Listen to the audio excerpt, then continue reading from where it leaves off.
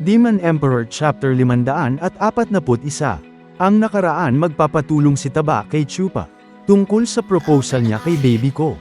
Torpe kasi si Taba kaya di niya kaya manligaw mag-isa, at patay na patay siya kay baby ko. Gagawin niya itong Empress at Anoka ng isang dos-ina. Nagpapatuloy. Napangiti si Chupa dahil sa narinig niyang sinabi ni Taba.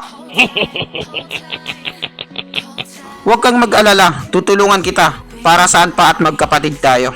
Pero ipaubaya mo na sa akin ang pakikipag-usap sa kanila. Ako nang bahala sa lahat. Pipigain ko sila at dadagdagan ko ang mga kondisyon. Ayaw kong malugi ka sa kasal na to.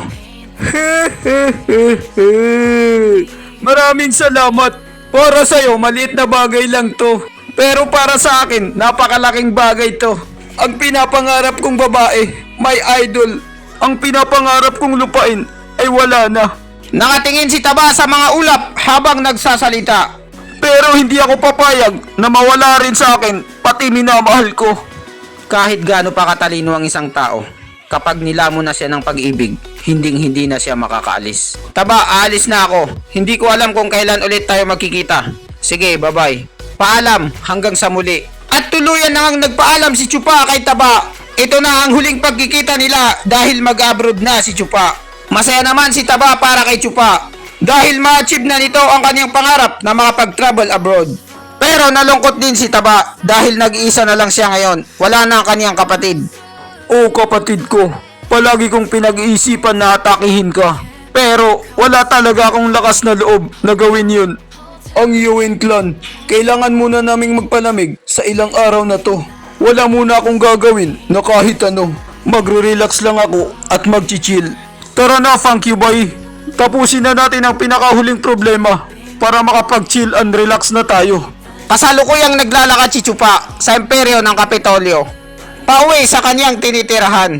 Biglang may tumawag sa kanyang pangalan. Chupa! Hintayin mo ako!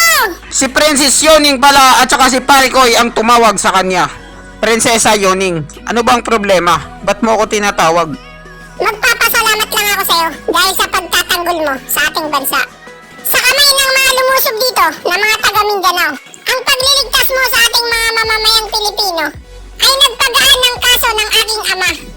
Prinsesa, hindi ka naman siguro tanga. Dahil ako ang sumira sa plano ng iyong ama. Nalalapit na ang mga masalimuot na araw sa inyong clan. Tapos pinapasalamatan mo ako dahil dun? Ano ka, Hilo? Kailangan kong gawin to. Alam kong mali ang aking ama sa daang tinahak niya. Nakuha niya lahat ang galit ng lahat ng mamamayang Pilipino. At ito rin ang tama na nararapat na parusa para sa kanya. At hindi ako nagagalit kahit kanino man. Ayokong ma-high blood over my dead body. Tama ka sa sinabi mo. Hindi kakayanin ang mahinang pangangatawan mo. Kaya pinapalabas mo ito sa pamamaraan na galit ka. Ha ha ha ha. Kung sa bagay, inaamin ko rin na humanga ako sa iyong ama. Dahil sa mga plano niya na ipinakita niya. Talagang kakaiba. One of a kind. Pero ang kapalaran ay hindi pumabor sa kanya. Dahil ako at saka si Parikoy ay nagsama kami. Naghawak kamay. Dahil kung hindi kami nagsama, sigurado ako na magiging iba ang resulta. Tama lang yan. Dahil ang tagumpay na gustong makamit ng aking ama ay para lang sa pamilya ng emperador. Samantala, ang mga mamamayang Pilipino ay sila ang maghihirap. Mas gugustuhin ko pang mabigo ang aking ama sa plano niya kaysa makita ang ganong pangyayari na naghihirap ang mga mamamayang Pilipino. Kahanga-hanga talaga si Yoning. Isa siyang modelo na dapat tularan. Hindi siya katulad ng mga anak ng mga kandidato sa Pilipinas. Sarili lang ang iniisip. Gusto lang nilang mag-chill sa mga bar, magkaroon ng sariling sasakyan at iPhone Pro Max, koleksyon ng Louis Vuitton at makapag-travel all around the world. Sariling luho lang ang iniisip. Walang pakialam sa mga may hirap na Pilipino. Chupa, may gusto akong sabihin sa'yo. Pakiusap, pwede bang may gawin ka sa akin na isang bagay? Pareho talaga sila ng kapatid niyang si Taba. Humihingi rin ng tulong. Ano ba yun? Ano ba ang gusto mo sa akin?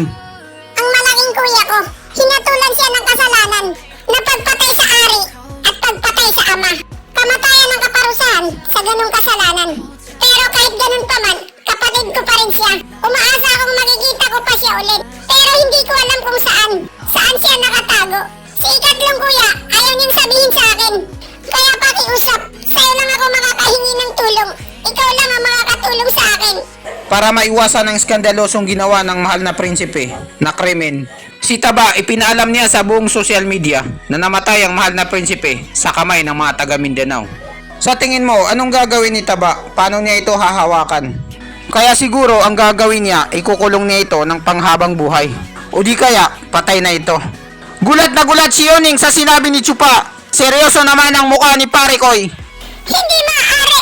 Hindi ako naniniwala! Kung ganon, anong kalagayan niya? Patay na ba siya o nakakulong lang? Huwag mo akong tanungin dahil hindi ko alam. Problema na yun ni Taba. Natatandaan ko pa na sinabi sa akin ni Matandang Lee na may mga spy ka kahit saan sa loob ng palasyo ng emperador. Pinapanood mo daw ang lahat ng kilos ng bagong emperador. Kinabitan mo daw ng CCTV kaya alam mo ang pagkain, pagtulog at pag-ihi niya. At ngayon sinasabi mo sa amin na hindi mo alam kung anong ginagawa niya. Biglang gulat si Chupa dahil hindi niya akalain na marami palang alam si Pare Koy tungkol sa kanya. Kailan pa naging madaldal si Matandang Lee at minarites na yung mga sekreto namin kay Pare Koy. Oo, alam ko kung nasaan ang mahal na prinsipe, kung saan siya tinatago. Nakatago siya sa maharlikang bilangguan. Kung ganon, pwede ba tayong pumunta doon at makita siya? Ako at saka si Taba ay nagsumpaan kami bilang magkapatid. At hindi ko siya pakikialaman kung ano man ang ginagawa niya. Basta wag lang siyang lumagpas ng hakbang at maunahan ako. Kailan ka pa naging banal at makatuwid? Isa lang ang naririnig ko rito. Puro ka lang palusot. Kung hindi mo kami tutulungan, pupuwersahin naming makapasok. At sasabihin namin na inutos mo. Tingnan natin ang mga gwardya na yun kung kaya nila tayong pigilan. Pag sinabi na natin ang pangalan ni Chupa, Nalalagay na sa peligro ang pangalan ni Chupa dahil gagawin nilang entrance fee. Napabuntong hininga na lang si Chupa ng malalim. Ang kukulit niyo talaga. O sige na, dadalhin ko na kayo doon. Pero wag niyo itong pagsasabi kahit kanino man. Gusto ko ring makita si Taba sa huling pagkakataon. At biglang sinunggaban ni Chupa si Pare Koy ng yakap at hinalikan to sa dibdib. Hindi nakapaghanda si Pare Koy sa mapangahas na ginawa ni Chupa. "Oh, Chupa, dahan-dahan lang." At isinabay niya si Prinsesa Yuning. Niyakap niya ito sa bewang. Chupa, nakikiliti ako! Pangmalupitan talaga ang galawan ni Chupa. Hindi nakapalaging dalawa. Malahukits move. Isa palang sekretong babaero si Chupa na two-timer na harap-harapan pa. Mga girls, humawak kayong mabuti sa akin. Hahatawin ko to. Tara na. At bigla na lang silang nawalang tatlo na parang bula at naglaro sa kawalan. Sa isang madilim na lugar na walang katao-tao.